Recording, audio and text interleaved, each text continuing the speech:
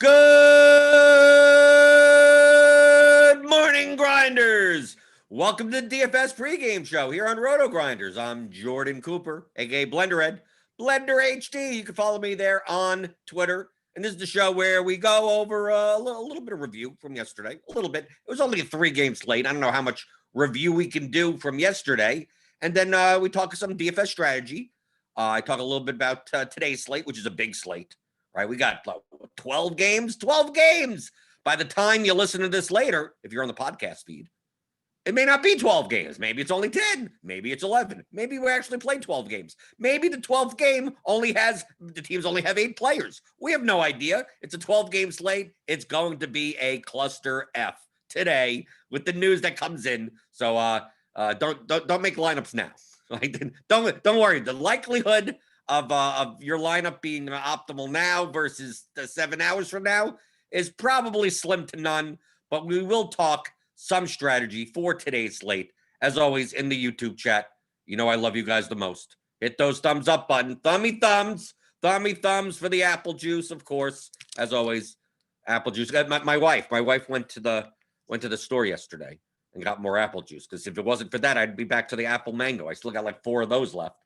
So got more packs of the apple juice. I know people have said to me, so why do I keep on? I'm using like the little bottles. Like, wouldn't it be more cost? I'm a nit. Wouldn't it be more cost efficient if I just got the big ones and just poured myself a glass or whatever? Like, some things, I guess I'm not a nit. I like the little bottles. Portion control. I know it doesn't make any sense, but they taste better in the little bottles. It's like one of those things where soda tastes better in the can. Or you get one of those the glass Coca-Cola ones, like the old school ones. They seem to taste better in those. They probably don't. They don't. It's a psychological trick. So, but I like these. But keep them cold. Hit the thumbs up button. Hit the subscribe button if you're new here. Hit the notification bell to know when we go live. We have 2 shows a day usually here on YouTube. My show, 11 in the morning, Eastern time for the DFS pregame show. We also have Grinders Live. Today we'll be at 5:30, an hour and a half before lock, and that'll be with Dean. And so no, it's Wednesday. It's the OGs. It'll be Beer Makers Fan and Noto and Head Chopper, and they'll talk about more about today's slate closer to when it matters, right? 5:30, something like that. But the YouTube people in the chat, if you have any questions, if you have any comments, just type them in. I care about you the most. Sometimes we go off on tangents strategically. Sometimes we don't. Sometimes we talk about today's slate more. Sometimes we talk about yesterday's slate more. Sometimes I show off some tools, some stuff, some features in LineupHQ, which you can get if you're a premium member. You get our NBA premium projections led by our team of experts. Meansy, Notorious, Tuttle, SPK, Jamino, Alan Lem, Bob Reeves. This is last year's graphic. They added Alan and Bob are now on the team, but apparently they didn't deem them to be attractive enough to make another little graphic for them, or they couldn't squeeze them in the background or something like that. But they're there too, so you can get them with your premium subscription to RotoGrinders. Click on the link in the description. You get $10 off your first month. If you just want to play NBA, just play NBA. There you go, one sport. Or the combo package, which gets you everything. Gets you all the niche sports. All the everything. You get golf, you get NFL, you get MLB when it comes back, you get soccer. If you saw yesterday I had a good day in soccer. If you're part of the soccer chat here at RotoGrinders, PSU and Alex Fear My Turtle, two of the best soccer DFS players there are. I've been playing soccer DFS with them for years because we block each other in the cash game lobby on Draftkings. But yesterday I had a nice $10,000 GPP win in soccer. It made up for a losing day. Losing day in NBA. Not a very good day in NBA. You can see here on my spreadsheet for cash games. We go it up and down. See, this is like kind of, this is actually, this graph is probably a little bit more stable than the stock market now, apparently. Stock market, Bitcoin, right? This is actually a little bit more stable. Even though it's going up, it's going down. It's going up, it's going down, but still up 6,700 for the year, right? DK, little in the hole. FanDuel kind of carrying weight, but moving down. Yahoo, Yahoo's making a comeback. So maybe I start diverting some more of my allocation towards Yahoo, because that's kind of what I do. Like if one's doing a little bit better than the others, which doesn't really matter. It has no memory, right? Like it doesn't matter. Oh, I did well at DraftKings yesterday. I'm going to have to do well today. That doesn't matter. But if I see maybe the games are softer, maybe the contest selection is better. Like if I'm going to, right now, 10% of this is what, 2670 or so.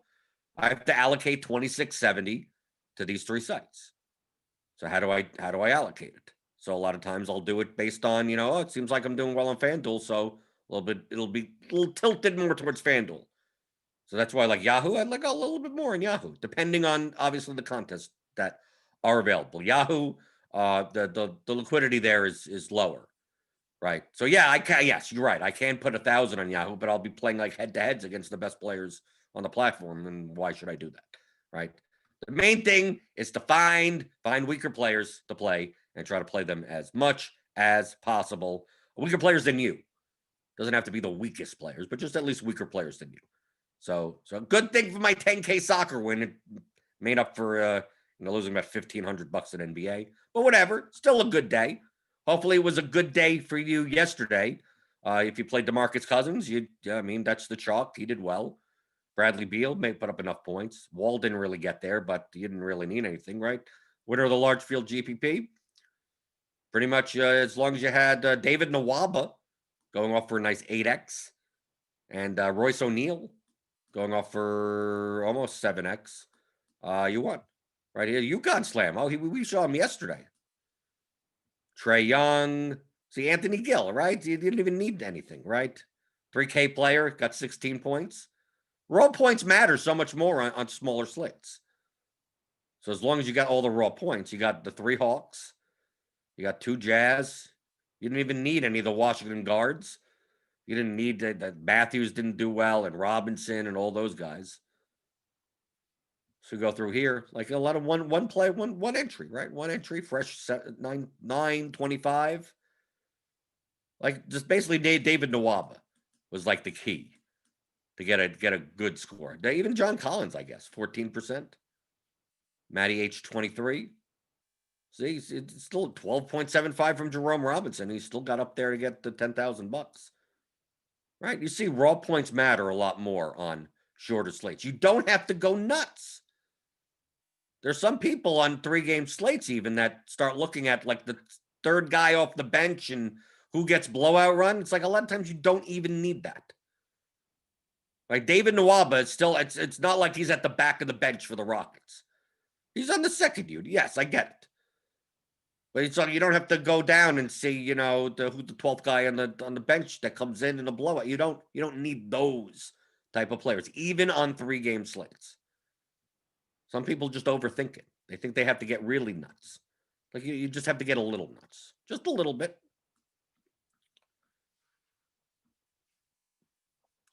Jacob Calloway asks, can we go over how top players gained leverage on yesterday's short slate? I was playing a lot of Neto and Lopez. No, I think Lopez was fine, right? I mean, Lopez made sense in lineups that didn't have Cousins. But of course, if you didn't have Cousins, you lost. I mean, like he was 79% owned and he put up 50, right? He put up 70, put up 8 over 8X. You're dead. You're done, right? Which is fine. You could still make non-Cousins lineups. But based on projections yesterday, like it's very hard to not make Cousins lineups. I mean, like at 6,000 on DraftKings, it was tough. If you may do that in large field and just hope that he busts. But I mean, I could see playing Lopez with him. I could see like the problem with Neto was that he was already announced to be on like a minutes restriction, and it's not like he was 4,300. Great. I mean, you could have played him. The same thing with Westbrook. You're like, once they say he's not going to play more than like 25 minutes, he's priced as if he plays like 36. So there's no way that you play Russell Westbrook in that scenario. And same for Neto, right? People went other places other than the Wizards. That's where David Nwaba comes in. It's hard to judge exposures on a 3-game slate, though. That's why I like going lineup by lineup on Results DB for the short slates, because like on a short slate, most top players that are playing 150 lineups are probably playing a little bit of everyone, right? There's only so many options.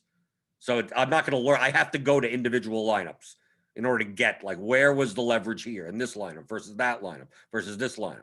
It's a little time-consuming process. But I learn less on short slates like this than I do in larger slates. Because like most people jammed in Cousins and then tried to build something around it. I mean, it's pretty simple. Brian C says, I use LineupHQ to build my lineups, but I can't seem to cash. I use smash percentage, etc., and ownership plays, yet still crash. What the hell am I doing wrong? Well, two things that you're doing wrong. You use LineupHQ to build the lineups that you want to build. So you're not blaming the tool. You don't blame the calculator for if you're getting your taxes wrong, right? You have to enter the numbers in. I got audited because it's the calculator's fault. It's like, no, what lineups do you want to make? And then you go to LineupHQ. And you go, these are the lineups that I want to make. How do I build those? And if you play GPPs, caching doesn't matter. I don't care about caching. My cash rate doesn't matter at all. I always say, like last year in MLB, not this past COVID year, but the year before, I played nearly every slate. I mean, by September, I started to drop off on MLB. I lost money in 94% of slates. 94% of the time, I lost money. Yet I made like 40 grand. The other 6% of the time, I won 20,000. I won 30,000. I won first place. So your expectation on GPP, remember the payout structure on GPP means that if everyone was equal, you'd lose about 78% of the time, right? It pays like 22-ish% of the field. So that's normal. Losing 78% of the time in GPP is normal. Now, if you're just looking to cash, obviously your cash rate, it'll be around there. But you're not going to make money long-term by just cashing.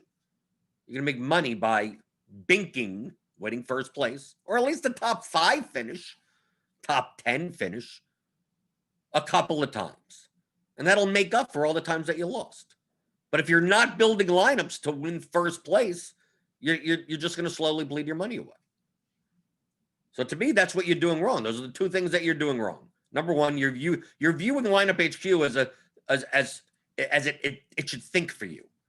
Oh, I don't know what to do. I'm gonna set some rules and press a button and give me lineups. I mean, we go through this every morning. I'll go through and look through some lineup and go, well, this probably isn't good. This probably is too high owned.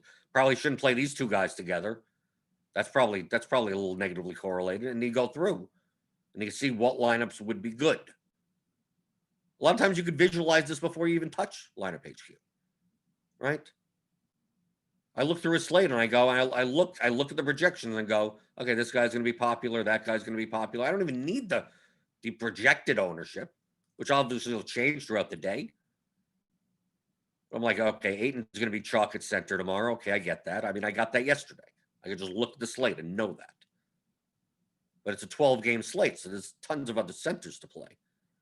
So we take a look here, like look at the ownership versus the smash. Like Embiid's who's gonna play Giannis today? 4% own Giannis, 4% own Jokic. That's a possibility. So it doesn't mean like if you're just gonna go through LineupHQ and go, oh, give me 20 lineups. I'm using this. Why am I not cashing? Like, there's no thought in your lineup. So are you gonna play Abdel Nader today? That's what it's going to give you right now. It's going to try to jam in some 3K player. Dejounte Murray, Beal, Barton, Crowder, Nader, Ayton, Conley, Gobert. This is probably not a good GPP line. Right? You look through over here and you go, well, what's with all the Suns? Because Booker's out. But why Abdel Nader? Why so much Abdel Nader? As of right now, as of 10:40 a.m. These are probably not good lineups. So I have to figure out what are good lineups. Maybe I do play some Gordon Hayward. Depends on how good the small forward position is today. I'm assuming Nader's coming up because Nader's small forward, and small forward probably sucks. That's how you can tell. If you're starting to see the guy who's built 20, 50 lineups, 100 lineups, Jesus, why am I getting garbage at like Harrison Matthews? So Abdel, yeah, this small forward is probably garbage today. So I'll look through. I'll go, okay, let's on small forward on DraftKings. We got some options, but they're all expensive. So that's why Jay Crowder is coming up a bunch. Right? That's why we get the Abdel Nader, the min-price Abdel Nader for no apparent reason. But then you look at this and you go, how do I flip that construction? Maybe I just pay up at small forward. So if I pay up at small forward, maybe I play LeBron at 8% ownership against Philadelphia. Maybe I play Durant against Atlanta at 3% ownership, currently projected. Or Hayward or Tatum, depending if he has a minutes limit. They say that Tatum could play, 40 minutes. It's 4% owned against the Spurs. And then once you pay up at small forward, like how does that change your lineup? So let's say we do that, right? Lock in Tatum. Now, how does that affect your lineups? So you still get a ton of Aiden. You're still getting a ton of Nader because you still need more forwards. Nader and Gill, like these are probably not good lineups. Find a way to not have to jam in a 3K player. That's Abdel Nader. If it was a 3K player that was going to do something, why is he projecting so well? He's projected for 16 points, so that's not really well. But this is what you have to do. If you just go to LineupHQ and press a button, it's not a money button, right? It's not like just press money and there you go. The projections are just the start of the gameplay. These numbers, they're just the start. How to build good lineups around these numbers, especially on a large slate like a 12-game slate. So don't view LineupHQ as it's gonna tell me what to do. Like, no, you tell it what to do. That's the best advice that I could give you. Let's see. Through the YouTube chat. Wally Balls. I'm assuming that's not your real name. Wally Balls. Wondering how many players will keep in your player pool for a large slate like this. I usually go through each team and add players back in, wondering how many is good for GPP. There's no number that's good. It depends on how diversified you're going to make, how many lineups you're making, and how diversified you want to be. If you want to lock in a guy into 100% of your lineups, then you can do that. Then obviously you can have a smaller player pool. If you're like, I don't feel like locking in anyone or having a lot of anyone, then you may have more. Depends on the positions, right? We looked through small forward and saw, what a wasteland. That could mean like, okay, because it's a wasteland, I'm gonna play like Gordon Hayward in like most of my lineups, and that's it. You could do that. Or you could say, I'm gonna keep 8 small forwards in my pool, and I'm gonna play 50 lineups and which ones they fit. So I'm not overexposed at small forward. Both of them are fine. As long as you're building good lineups, that's fine. You could have a very condensed core and rotate 1 or 2 players inside that lineup 50 times. That's less diversification. That doesn't make it worse or better or worse. Just means like if your core does well, all of your lineups are likely going to do well. But if the core doesn't do well, all your lineups are going to do poorly. So the number of players that you have in your pool doesn't matter. Have 100 players in your pool. Have 20 players in your pool. All that matters is the lineups that you make. So yes, if I'm building 100 lineups, I'll go through team by team and pretty much keep in only the players that like project well or have ownership leverage. And that's it. Just to start. And that may end up being 60. I may not even use all of them. I'm just eliminating like the people that like, there's no circumstance where this guy ends up appearing in the lineup. I'm getting rid of those guys. Because sometimes you need some of those lower projected guys because of positional scarcity, because of salary scarcity. So that's why using LineupHQ as a research tool and going through and seeing, like, that's why the first thing you would notice is, why am I getting Abdel Nader? Why am I getting Anthony Gill? And then you realize that the positional scarcity at those slots, and go, either do I play those crappy guys, or do I find a way to build a different lineup construction that doesn't require me to play someone that's projected at best to get like 16 points? Josiah Smith, I won the 4-point tournament on DK last night. I know I give you a hard time, but thank you for the help, man. Did you give me a hard time, Josiah? Do you? Is he? Are you in the RotoGrinders Discord? Are you giving me a hard time? You can always find me there. If you're a premium member of RotoGrinders, $10 off your first month. Click on the link in the description. I'm in there all the time, typically yelling at people. I'm answering the same questions that I do here, essentially. Essentially in there, in the Discord. Okay. Let's see. Shopmaster TV is here with his apple juice. Good. Yes, keep the apple juice cold. Hit that thumbs up button, the like button. Is it called the like button or the thumbs up button? Thumbs up, it looks like a thumbs up. The thumbs, the thummy thumbs. I like the thummy thumbs.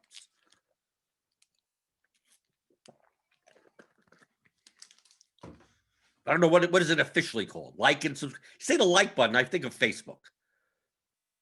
Like the Facebook has the like button. Is YouTube just called the like button? Or maybe whatever. Thumbs up. Give me a thumbs up.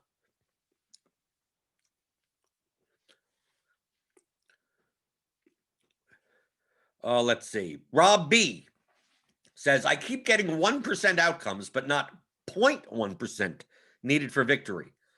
I understand your train of thought. Should I consider smaller fields or keep pushing? Well, it really depends on the contest that you're playing.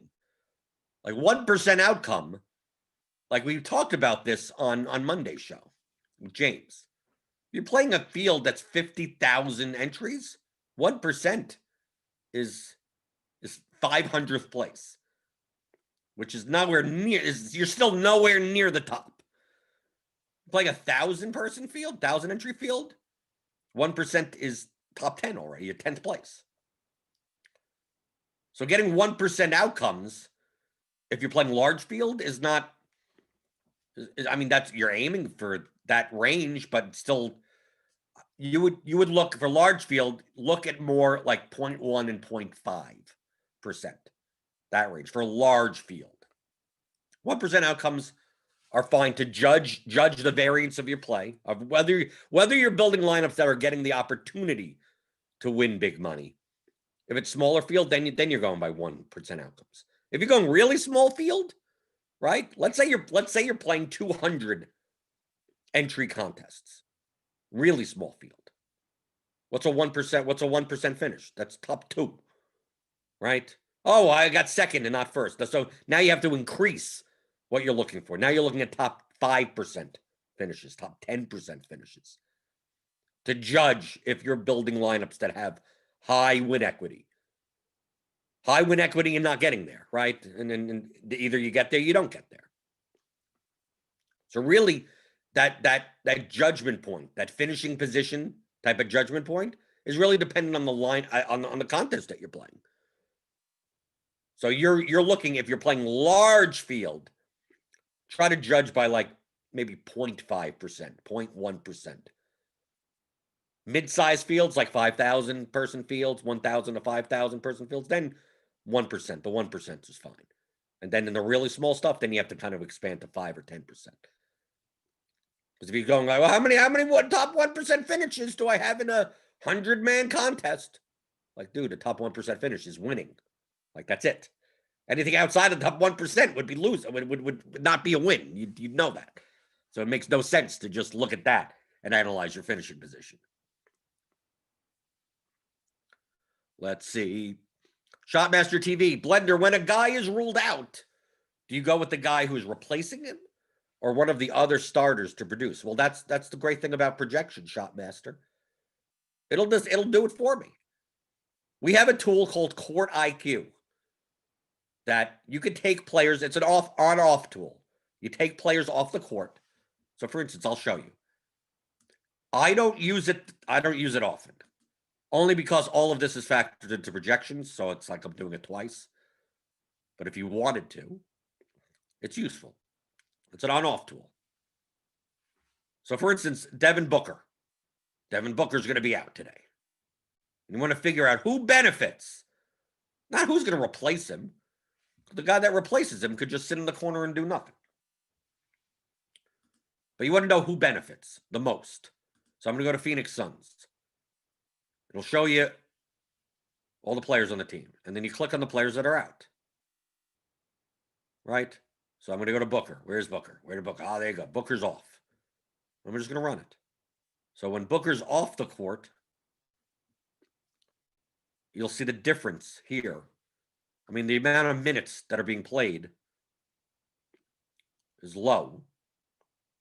You see Chris Paul is a 1.21 fantasy points per minute player. Ayton is 1.26. Now compare that to what they normally are. Paul gets a bump of usage. Ayton gets a bump of usage here. But let's say we want to make sure, because a lot of times when Booker's off the court, a lot of like the scrubbier players are in. So I could keep Paul on and Ayton on. So we're just simulating like basically the starters. And keep Booker off. So now we get a little bit dead. Now we get a little bit more. I mean, it's a very small sample size. I mean, we're talking about, 60 minutes, 100 minutes. And now you can see here, you can see who benefits. Ayton by a little, Paul by a decent amount. Cam Johnson, because Booker has usage. So you could use this Court IQ tool to determine, like, who do I play when this guy is out? Or you could use it as just a research tool of, well, in the start, like this guy's going to start now and that guy's going to be on the bench. And like, okay, well, how does that affect the minutes and the usage? We'll just come here. Use Court IQ. Premium tool, right? You sign up for premium, you get this. You get everything on premium. I don't know. I think it's the best value in the business. I don't know why you're not a premium member yet. You get this, you get LineupHQ, you get the projections, you get the Discord. I mean, to me, they really should be charging 10 times as much, but they don't. They don't listen to me. It's worth, I'd pay 10 times as much. I mean, I used to pay for this, and I would pay 10 times more than this. But all this type of stuff, all this like their usage bump and their assist bump and all this type of stuff is going to be factored into the projections anyway. So like when you say like, oh, who bet? Oh, at 6:30, so and so is out. Oh. And that's going to, completely, change how that team, you see Luke is out. Oh, my God. Just Vooch is out for no reason. Bam, bam. Oh, he stepped on attack or something. Who knows? Some decently enough usage guy that starts and gets minutes is out. And you're like, well, now who do I play? Well, I mean, you could do some research in Court IQ where you could just wait 5 minutes. And the projections will update. Our projection team will figure all that out, allocate minutes appropriately, change usage rates appropriately, and then you'll reload. That timestamp will change. It'll be, 5 or 10 minutes later, and you go, oh, that's the guy that benefits, because they'll pop in the projections, right? So, I mean, you can utilize these types of tools to do the research for yourself, but, I mean, a lot of times it comes down to the projection model will handle it for you. You're getting the answers up to the test at the end. And me personally, I'm trying to be as efficient as possible with my time. So to me, as long as I can get the answers to the test, like that's all I need. I don't need to know the why. I don't really care about the why. Oh, why is this guy? Why is Ayton such a good play today? I wouldn't even need to know. I mean, I know that Booker's out. So that Paul and Ayton are going to get a little bump, and I think they're underpriced I think Ayton's underpriced on DraftKings by about maybe 500 or so for that scenario. So, I mean, I instinctually, I knew that. I mean, like, I built my dummy lineup yesterday, and the first thing I saw is like, who do I play as center? Ayton looks too cheap with Booker out, and I put him in. And then the projections back me up. Okay, that made sense. But sometimes I look at a slate and I go, I look at the LineupHQ and I go, I'll see someone pop. I'll go, why are they popping? And then I look at the injury report. Then I look and because so-and-so got injured last game and he's doubtful. Oh, like you didn't need to know yesterday. Cousins is really doing what you don't have to ask whether or not Christian Wood is playing, right? Why is Cousins projected so well? Well, because Christian Wood's out and they still haven't priced him up enough. But I don't need to know if Christian Wood is out at all. Who cares? I just look at the numbers. Doesn't matter to me. Sometimes just removing the sport from your head and just go like, this is a spreadsheet and I'm going to make the best 8-person lineups out of my spreadsheet for the contest I'm in. And then hopefully the numbers work out. I'll mix a couple of these numbers together and enter in that contest, mix a couple of these numbers together. And like I could turn the names off, right? I go to columns, right? Hide the name. Who cares? Right? The names are gone. Right? I hide everything. Screw it. Right? The notes, the this. I'll probably need to know the positions. Right? Do I even need to know the teams? No, I don't even know the teams and the opponents. Right? I don't even have to know that. So there you go. Right? I still need to know the positions. Right? You could take LineupHQ and look like this. No names, no nothing. Just positions, and the names don't matter. The numbers matter. Projections matter. So you can do this if you want. So you don't have a bias. So you look through, you look at RGV, you look at Smash, you go, okay, this guy's going to be volatile, right? 32% Smash and a negative plus minus at shooting guard. Going to be 21% on. Maybe this is someone that I go under on. Right? Volatile. This is going to be a volatile player. I have no idea who this is. He's a shooting guard, and he's projected for 28 minutes. I have no idea who this is. And then I look down, and I see a 10% owned guy with a 30%. Like, why aren't I playing that guy? At 10% owned. So, like, I want to play. I want to fade this shooting guard. I want to play more of this point guard. I have no idea who these people are. Right? Let's put the columns back. Let's see. Just by looking at the numbers, that's my first impression of I think this shooting guard is going to be a little overowned based on 21, based on what's currently our projected ownership. So let's put this back on. Okay. So it's a $4,400 shooting guard that I don't want as much of. And I want the $8,800 point guard. Oh, so we're talking about Garrison Matthews, not playing him, and playing a bunch of Kyrie Irving. Right? Based on just looking at the numbers like that. Is Garrison Matthews going to be that owned today? 28. Is Westbrook going to play? Do we have Westbrook? No, we have Westbrook projected out. Okay, that's why. On a back-to-back. Did they confirm that? I have no idea.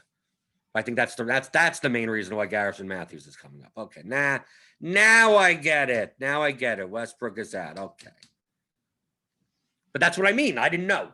Right? I'm like, why the hell is Garrison Matthews being projected well? Well, my first instinct is, well, someone's out. And Westbrook just played yesterday. And is he going to play a back-to-back? Either we have the news already that he's not going to play, or we're just assuming that. So maybe later in the day, Westbrook ends up back in the projections.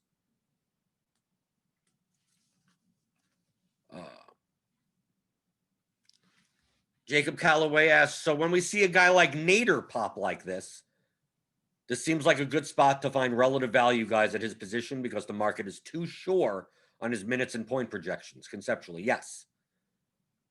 When you see a very thin value on us, typically this happens on slates where there isn't like obvious value.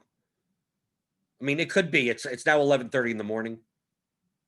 5 hours from now, we may be looking at this going, there's too much value. This guy's out, this guy's in, whatever. And then you don't have to worry about it anymore. Now, but based on our projections, it may just be that it's 10:40 in the morning. They haven't made additional usage adjustments for the Suns, like our projections team. So when this updates at like 1, 2 o'clock in the afternoon, maybe Nader goes from a 16-point projection to a 13-point projection and then just disappears, right? So it may not even matter now. But yes, conceptually, we saw that like a week or two ago with like Cam Johnson. Well, there was no value and shooting, and small forward was garbage. And Cam Johnson in a lot of contests were like 40 to 50% owned off the bench with no upgrade, no nothing. Because that was the best source of value. Those are good times to go, like, how do I build a lineup without that guy? Yes, so conceptually, you'd be right. But I don't think it has anything to do to too sure on his minutes or point projection. They're just like, that's what an optimizer is going to spit out, because there's no clear small forward in that spot or in that salary range that's what the default is going to be.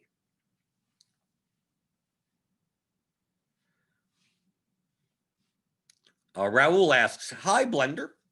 Yesterday you spoke a bit about ROI and bankroll. I believe you started DFS with $400. Can you talk about how bankroll impacted the contest you played? Yes. I started with $400, but that wasn't my bankroll. I started with a $400 deposit. The first 6 months to a year of me playing DFS was just learning how to play. I was not going in I'm going to make a lot of money doing this. Like, it's like similar to poker. Like in poker, you have a bankroll, there's a plan, you take it seriously. First year DFS, to me, fun is making money. So like I was studying, I was playing seriously, but not seriously from a bankroll perspective. I had plenty of money. I could have deposited $4,000. I could have deposited $10,000. Right, but $400. I mean, what am I going to do? I first heard of DraftKings in October 2015. Started playing soccer. That's all I did, and I played $1 contests. I played the quarter arcades. I played those types of things. But learning how to play, like, when you play poker, like I learned to play poker playing $1, $2 limit hold'em online. 25 cent, 10 cent, 25 cent, no limit online. Like you're not gonna make a living on those games. That's a good place to learn. So then you could then move up. So like I wasn't like with $400 in my account, I wasn't worried about like, well, if I lose 400, I'll put another 400. Like, so the 400 is in my bankroll. But I was only playing like 20 to 40 bucks a slate. And I was just playing soccer. So soccer slates were only like 2 or 3 times a week. So 20 to 40 bucks. And then I had a nice hit for like 2,000 or something. And then I was like, oh, okay, now I could play 100 to 200 bucks a slate. And then I lost a bunch of the money. Then I went down and okay, I'm playing $20 to $40 a slate again. Then build that up. Get a nice hit for a grand or two. Okay, now I'm playing 100 and 200 bucks a slate again. Then eventually, in studying and playing well, I turned the 400 bucks a year later into like 12,000. Now 12,000. Now I can kind of treat this as a bankroll. Now, okay, I think I can make money doing this. So like, it takes time. If you're playing on a small bankroll, if you want a small amount of money like that, you're in the learning phase. DFS is not a high enough yield activity that playing with a $400 bankroll will give you enough raw money. You might as well just get a part-time job somewhere. But it's good. But it's good to learn. That's where you learn. It's not about making the most money at that point. It's about learning. And if you could beat the lowest stakes games, then you're more likely to beat the higher stakes games. So really, it doesn't come down to, well, in a small bankroll, what kind, like, if you can replenish it, like, you don't have to be that much of a nit. I know I'm a nit, but I'm a nit with a $200,000 bankroll. Like, I can just like, I'll have my bankrolls gone. That's 100 grand. Half your bankroll's gone and it's 400 bucks. That's 200 bucks. You're probably not playing DFS if you can't afford to lose $200. Probably not. I hope not.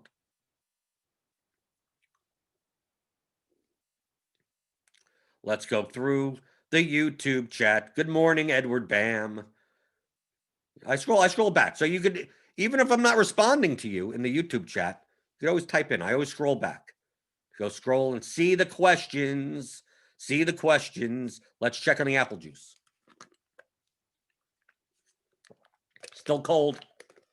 I don't know how many likes we got, but I guess it's enough to keep the apple juice cold.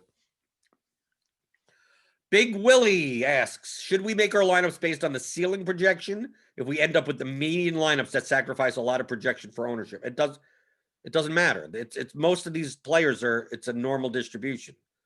Whether or not you make it with ceiling projections or median projections doesn't matter. Doesn't matter much. I mean, the difference between the floor and ceiling. I mean, like, we switched, build 20 lineups by ceiling. Okay, let's take a look at what it looks like. Right, still get Garrison Matthews. You still get Abdel Nader. You know, you're still getting the same types of players. A little different combination. You're getting Kem Birch instead. I mean, you're doing look, Abdel Nader. It's the same lineup. Curry, Matthews, DeRozan, Crowder, and Nader. You're getting Crowder and Nader lineups. You're getting Ayton. I mean, you're practically doing the same exact thing. You're still viewing LineupHQ like it's going to do the work for you. No. Choose the players you want to play. Curate your player pool. Visualize the lineups that you want to play. And then build them.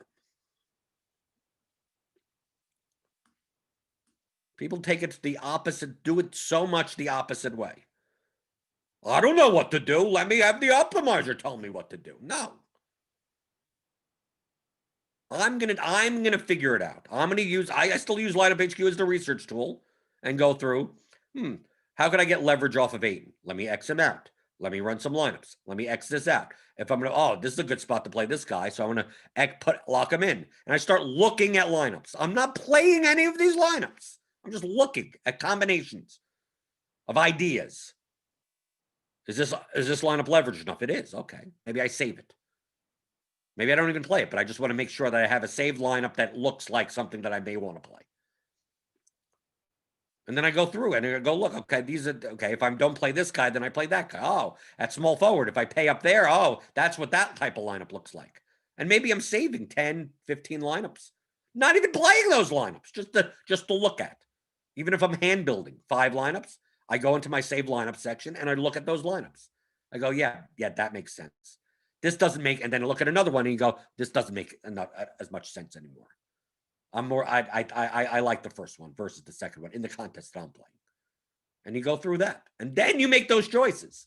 Now, if you want to make 100 of them, you've already visualized what these lineups look like. So now you're just changing the settings of LineupHQ in whatever way you need to get those lineups. I like what these types of lineups look like. Okay, we'll build 10 of them. And rotate 2 or 3. You go, okay, I know I'm going to need this position. I know I'm going to need these salary ranges. I know I'm going to need these 2v2s, so you could curate your player pool to reflect that. And then you start running lineups. And you could run them as 20 builds. Let's say you're running 100 lineups. You could do 20, 20, 20, 20 and just combine them all. Or you could do it all in one shot with 100. The more experience you get with the tool, the easier it'll be to do those types of things. And even when you get experienced at it, sometimes it does sometimes you have to build 30, 40, 50 times. It's like, I'm not getting these lineups. You're scrolling through and you're getting frustrated. You're like, why am I not getting this? Then screw it. I'm going to force this guy in. I'm going to force that thing to happen. And you just work with it. But you've already visualized in your head what the lineups that you want to play. You shouldn't be just opening this up and going, yeah, optimizer, you tell me what to play. Then if you could make money doing that, then everyone would be. Right? I mean, everyone has access to this.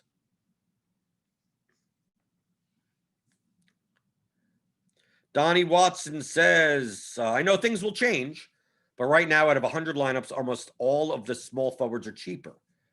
Do you think it's a decent strategy to try to pay up for 1 or 2 small forwards on DK You get median closest to oppo. Yeah, I talked about this before. Obviously, Donnie came in late today. Donnie, you showed up late to class. We were just talking about that before with the Abdel Nader situation. Then paying up for like a LeBron or a Hayward or Tatum if he's not going to be in a minutes limit or something. Don't take it for who to play. I don't know. Any of them. So yes, we talked about that. Go rewind. Use the rewind. Rewind on the show. Jay Jesner, can we go over how to get a player like David Nwaba in LineupHQ? What do you mean how to get a player? You choose to play him. You just say, oh, he's 5% owned and it's a 3-game slate. Let me play some of them. Like, that's how you get him. There's no, if you went to yesterday's slate, there's nothing that would tell you to play David Nwaba. But that's not how DFS is played. Right? You look at Wall, you look at Oladipo, you look at Cousins. They're all going to be owned. You go, well, if one of them does badly, who did well? Maybe it's Eric Gordon. Maybe it's Jayshawn Tate. Maybe it's Ben McLemore. Maybe it's David Nwaba. And David Nwaba is I think is small forward eligible. So he fits some more spots. So maybe you'd go YOLO. I'll take a shot on Nwaba. That's it. That's it. People overthink this stuff. What put you on a guy like David Nwaba? I don't know. He's just cheap and he fits in a small forward spot. And he's not Oladipo and Wall. Like, that's it. That's all you need. He doesn't project well, median-wise. He doesn't project well. It's not like he's going to get a ton of minutes. But it's a 3-game slate, so you have to get different somewhere. And if you just end up with Nwaba in your lineup, there you go. You're done. A lot of times, people, I won $100,000 with Garrett Temple in my lineup. But 2 years ago. Whatever. And people ask me, what put you on Garrett Temple? Like, well, he was $3,700, and he fit a small forward spot. Yeah, but and he ended up shooting like lights out, and he put up 45 points for like $3,700 at like 2% ownership. How did you know that was going to happen? I didn't know. I didn't know that was going to happen. All I know is that I needed a cheap small forward, and he fit. Done. Well, nothing in the projection said no. He didn't project poorly. He didn't project well. He was just And small forward was weak that slate, and I just okay. I guess I'm playing Garrett Temple in this lineup. It makes sense. And then people think that, yeah, you don't have to think anything more than that. Remember, I'm not predicting outcomes. I'm just trying to build plus EV lineups. And if Garrett Temple, if Abdel Nader today makes a lineup that's good enough, then so be it. I'm not going to argue. I'm not going to argue. Oh well, I guess I'm playing him. Did you know Abdel Nader was going to do well today? I didn't know anything. It just happened to fit. Let's see. Get your questions in before we get out of here. Wednesdays are a little bit shorter show. Always have a meetings on Wednesdays after the show. So feel free to get your questions in. I know some people commented on yesterday's video. When are you going to talk about today's slate? It's like this is a DFS strategy show. We don't talk necessarily about the slate in general, especially at 11 in the morning when anything could happen. Right? By the time 7 o'clock comes around, you're going to go, why were we even talking about Abdel Nader? Well, why was that even an issue? Right? It's probably not going to be an issue. Let's see.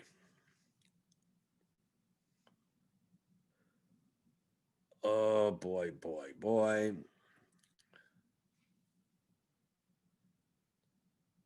Let's see. Going through.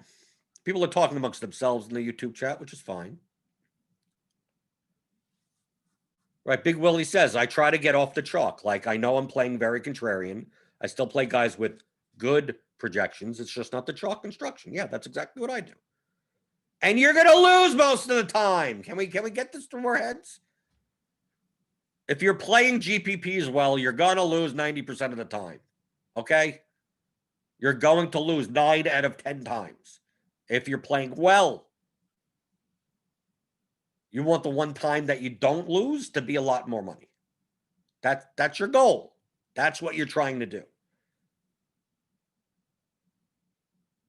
Right. So Tommy Betts is asking, what sample size should I trust my cash percentage? Over 70% this season. I don't care about my cash percentage. I care about how much money I've made. What's my ROI? That matters more.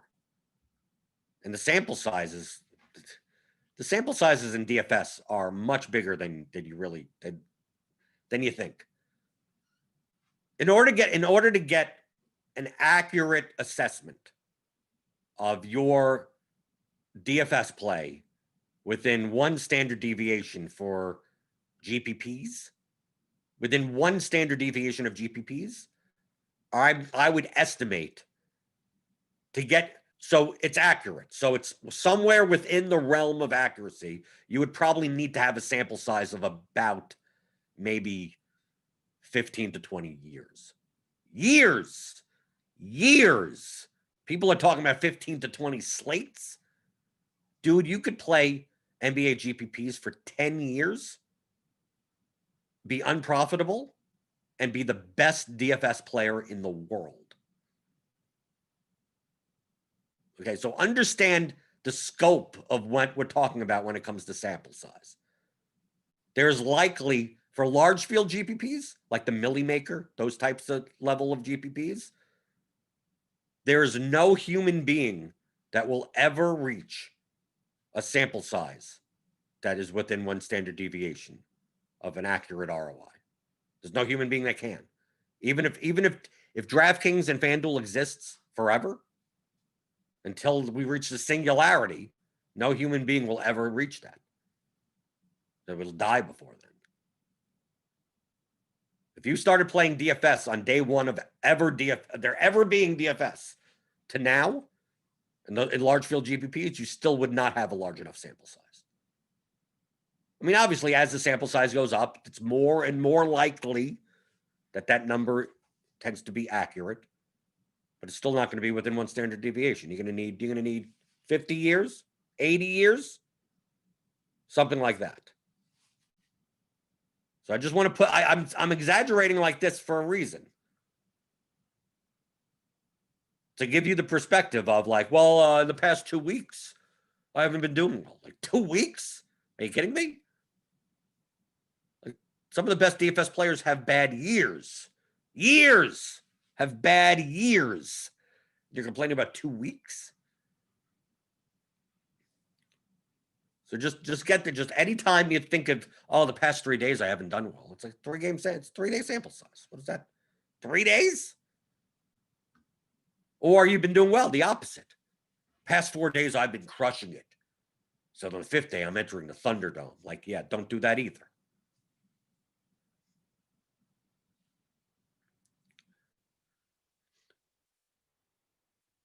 People are asking about, can you go over today's slate for today's plays? Number one, I don't do plays. And number two, this makes no sense. Like, by 6 hours from now, everything's going to be different. I could talk about construction. I could talk about strategy, but I mean, who to play? I mean, look at the projections. That's there's no other point to that.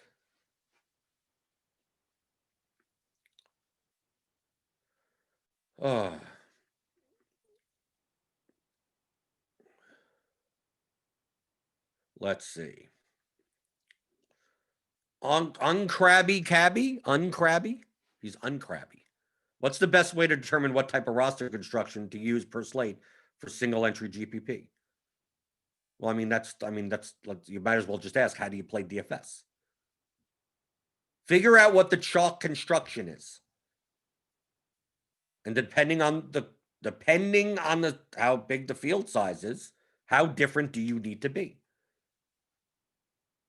What's the chalk construction? How do I either keep the chalk construction and be different with the players, or how do I change the construction so I'm not on the chalk construction? We saw yesterday. We had Cousins. You had Beal. You pretty much, you paid down at the forward spots and you paid up at the guard spots. Okay. How do you get different? You get different by doing the same thing, but playing David Nwaba. at one of the forward spots instead of one of the chalkier forwards. Or you could say, I'm going to pay up. I'm going to play Gobert, pay down at guard, and play Julius Randle, pay up at forward. And now you have to compare those two types of lineups. Like, which is the better direction to go? How much projection are you losing? How much leverage are you gaining? You need to know what the chalk construction is to begin with. If you don't know what the chalk is going to be, it's very hard to be a good GPP player. Because where do you get leverage off of? I don't know. I don't know what the chalk's going to be. So you have to know what the chalk's going to be in order to be like, if you're a good cash player, you're going to be a good GPP player because you know how to build good cash lineups, which is what the chalk construction is. JC asks, in these 10-game slates, 10-plus game slates, is game stacking a higher leverage way to differentiate? Yes, because there's more options. When I say game stacking, that doesn't mean like 6 guys in your lineup. That's like 2+1, 2+2, 1+1, like those types of things. Yes, because there's more options and less people do it. Doesn't necessarily make it the best option on a given slate, but yes, it'll be, that combination will be less owned than obviously on a shorter slate where there's much more limited options. On a 3-game slate, it's hard not to game stack to some extent. There's only 3 games. So on larger slates, it's less likely that lineups will contain multiple players from the same game. That doesn't necessarily make it smart to do. It just means that it's less. It's done less. Okay. So as always, on your way out, hit that thumbs up button, right? Apple juice, still cold. If I didn't get to your questions today, you could always show up tomorrow. I'm here every day. Okay? You can listen to the podcast later. You could watch this on YouTube at any time you want. I don't know what's going to happen today. We got 7 hours to lock, and I'm going to be shocked if what my lineups would look like now or anything what my lineups look like at 7 o'clock at night. So feel free to take a look at the news throughout the day. Download the RG app, the RotoGrinders app. You'll get the news just sent directly to your phone. Just you'll get a notification. So download that. That's what I use. I mean, I look at Twitter also. But typically, within a minute of me seeing it on Twitter, I get a notification from our news team. So download that. Sign up for premium. I'll be in the Discord answering questions, being there throughout the day. I got a meeting in a little bit, so I'm not in there all the time, but I'm probably one of the most active analysts in there. And then I'll see you tomorrow for another edition of the DFS pregame show here on RotoGrinders.com.